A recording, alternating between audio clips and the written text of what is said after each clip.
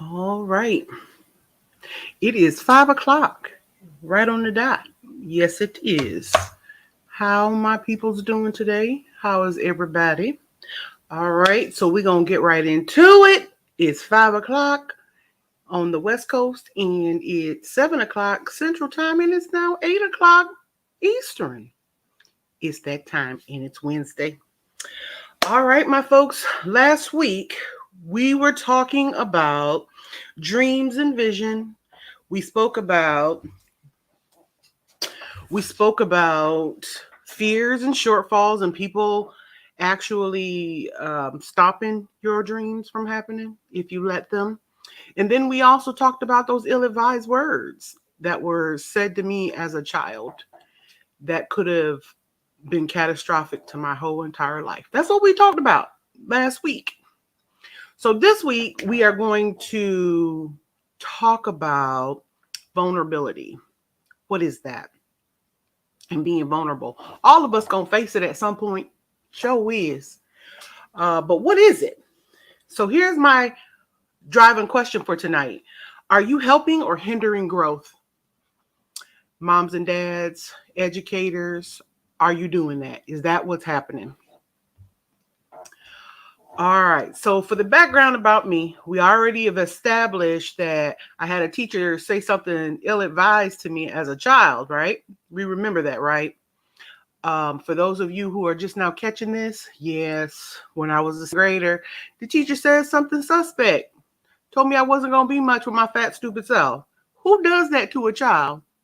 That particular teacher did. But nevertheless, all is good. I'm making it.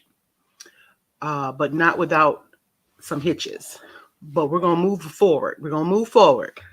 So in my earlier days, what happened? I had to learn quickly who I would be okay with and who just wasn't going to cut the gravy. It wasn't going to cut it. So those were some of the little things that were dropped into me as a kid. And that more than likely is happening to many kids around us.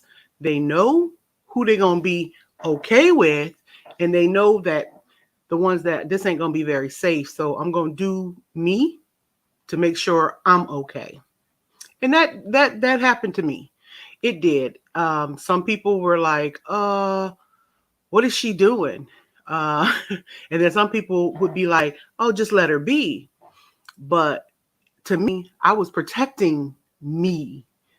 So it's difficult to be told something that isn't appealing. It's that's hard, and it could mess up some of our kids.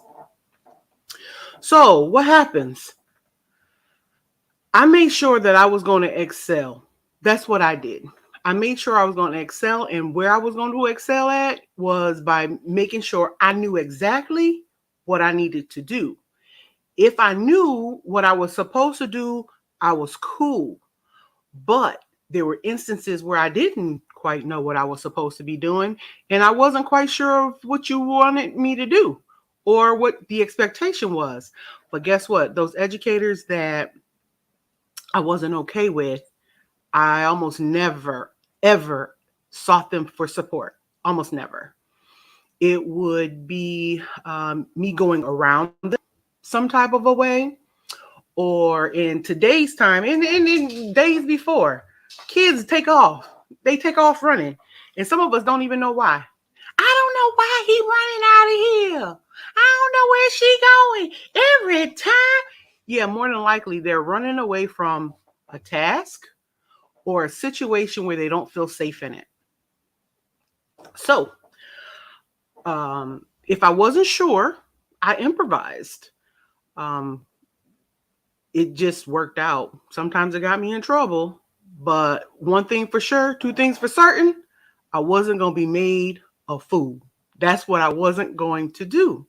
That it was something about that one day where that teacher was so unkind that began to um, cultivate some discord. Yep. So I would always end up finding a teacher where I did feel safe. I would go and find that teacher. I would find maybe a student or someone that would help me get what I needed to get. So my question originally was, are you helping or hindering growth? Parents, are you helping or hindering growth? Educators, are you helping or hindering growth? We all do what we need to do and what we think is correct, but there's those kids where it's like, something probably happened. And they're not going to tell you that it did. Some of them won't ever say a word. You just know something's not quite right. And then it's nothing for you to beat yourself up for, but we constantly need to check what we're doing. Children are, yeah, they're resilient, but sometimes that comes at a cost. Um, let's see. One thing that I just thought about, now this is sort of kind of digressing a bit, but I do know that educators tend to want to use students as like the classroom help support for the student who may or may not be getting a particular topic. I would caution you on that. If you're an educator listening to this, I caution you on how you use your kiddos who seem to pick material up quickly, on how you allow them to go and help support another kiddo. What you don't want to do is the kiddo who is probably already struggling to be drugged further into the woods. Just because a kiddo knows or a scholar knows how to do a particular task doesn't mean they're going to be a great teacher. My suggestion for that would be to make sure the kiddo that you're using as the classroom help or go help your buddy educator, scholar, make sure they can teach it to you and you understand what it is that they're talking about. All right, because what you don't want to do is drag your kiddo that is probably already struggling deeper into the woods. Side note. All right. So in an article that I was reading, published by the Thomas Fordham Institute, it states, I'm sorry, the title of that article was "Children Learn Best When They Feel Safe and Valued." It states feeling safe and valued is vital to children's development.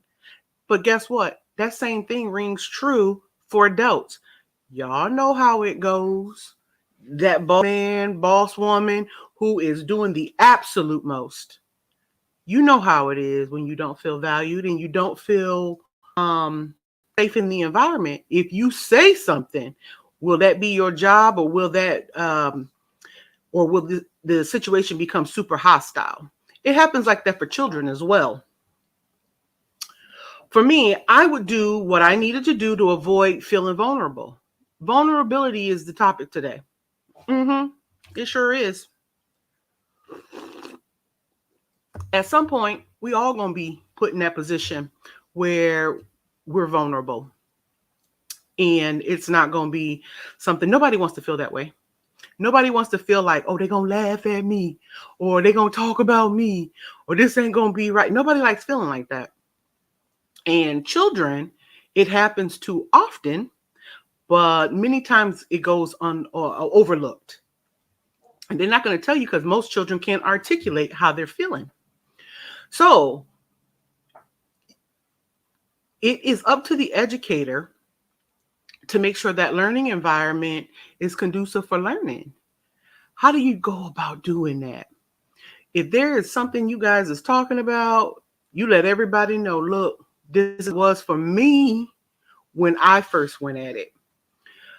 You want those kids to feel like if I fall down in here, I won't be laughed at.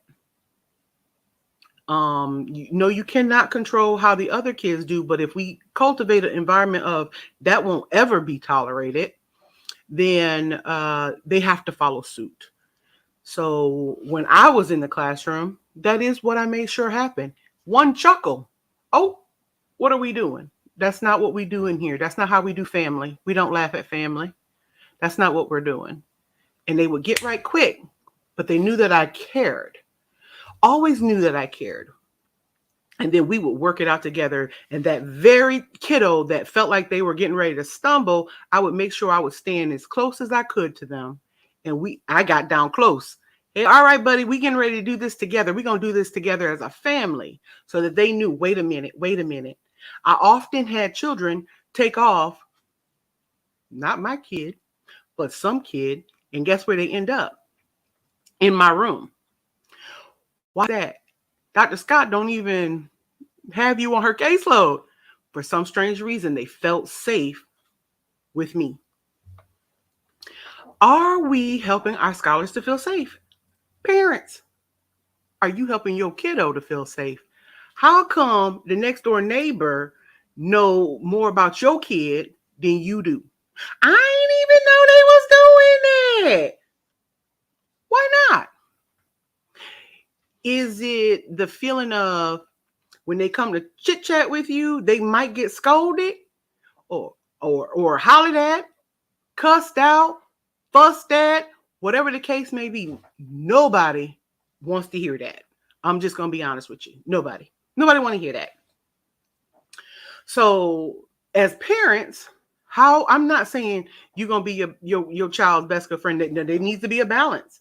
There needs to be a balance there. There can't be, oh, we best friends. No, we're not best friends. But look, I understand. And there's a fine line between sharing and oversharing. As a parent, please don't tell your kiddo about every jacked up thing you did. No, it doesn't make you perfect, but we don't know how that kiddo is going to react. Well, my mama did it. I'm going to do it. She says she did it, but I'm going to do it. My daddy did it. I'm going to do it. No, share sparingly. Share sparingly. You want to share what you can so that your kiddo knows that, look, I too was 15. I too was 10. I too was 8. I understand it. But listen, this is what we have to do. You don't want them running to the neighbor who might give them some suspect information that you yourself would not have given your own kid. So that's not what we want. You want to be in their lives and you want to know what's going on with them. Figure it out. But what you don't want is the neighborhood raising your kid. For educators, figure out how can you reach your kiddos. You know the ones who shut down. You know the ones who is prone to bolt. You know the ones that's prone to probably cuss you out in this day and age. You got the kids cussing the teacher out. Why is that? They don't want to feel vulnerable, and they don't want to feel like they're going to be made a laughing stock.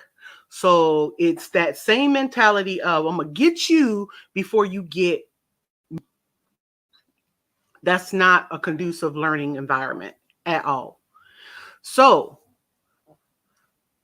I tell my people, by all means, educators, parents, kiddos, nobody wants to feel vulnerable, but it is a part of life.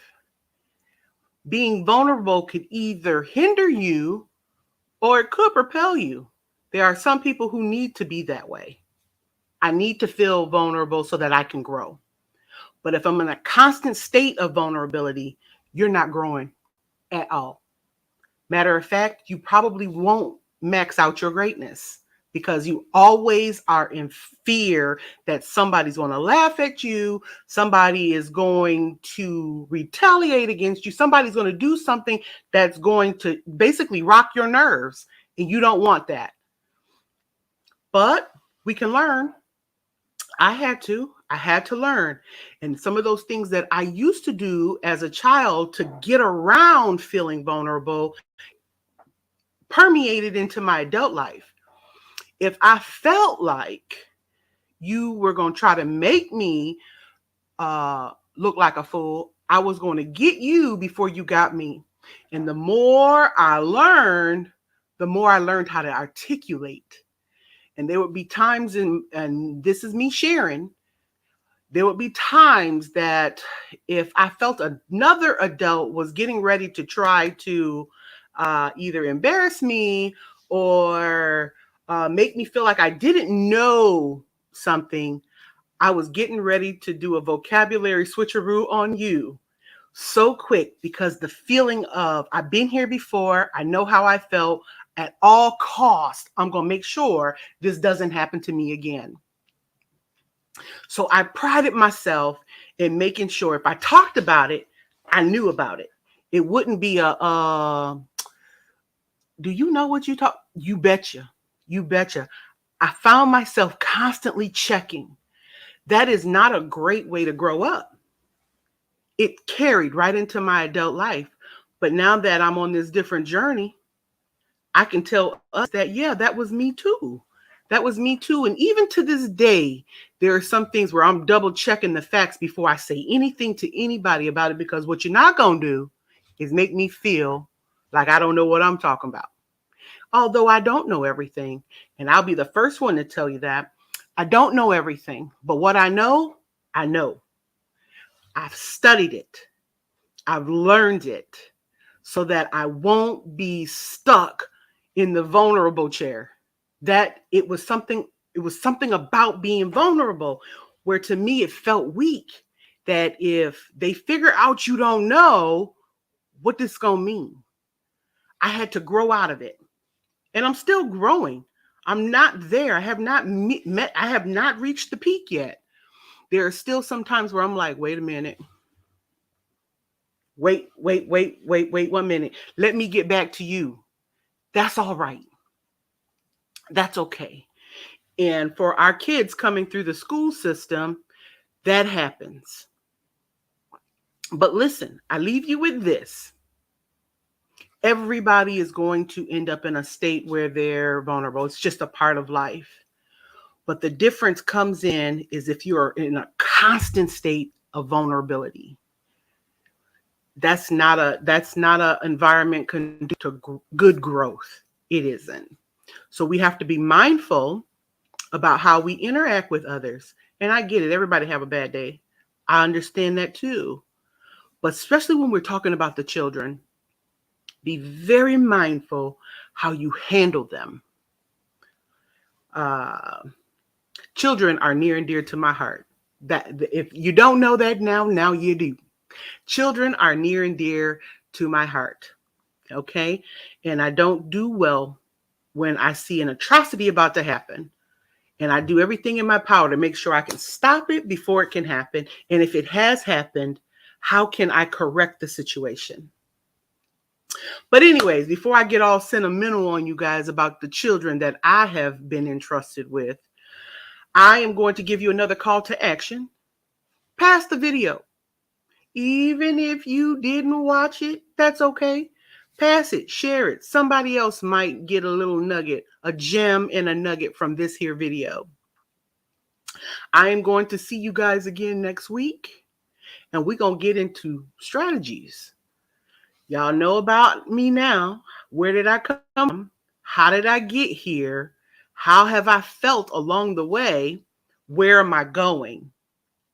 My destination is to wow the room. Whatever room that is, I'm going to wow it. So my folks, I leave you all with that. I bid you all a good night. Y'all listen, this right here is gold. I'm just going to be honest with you. You know, I'm going off. I'm going off script. But cocoa and a dab of coffee and some creamer, baby, listen. This right here is getting me right. I can feel it in my spirit. I can feel it in my soul. Oh my goodness. I don't know if I'm going to go to sleep anytime soon, but guess what? That right there is good. Go ahead and get into it. But anyways, my good people, I thank you so much for spending time with me every week, 15 to 16 minutes. I'm going over. I'm at 20 minutes now. That's a little out of my comfort. 15 minutes is my max, but I'm going off key. But share the page. Follow me on YouTube. Find the funny. Find me there. And follow me on Changing Minds and Hearts here on the Facebook. All right. Oh, and on TikTok. The Behavior Shaper. All right, my good people. I sure do enjoy you. Thank you. And I bid you all a good night.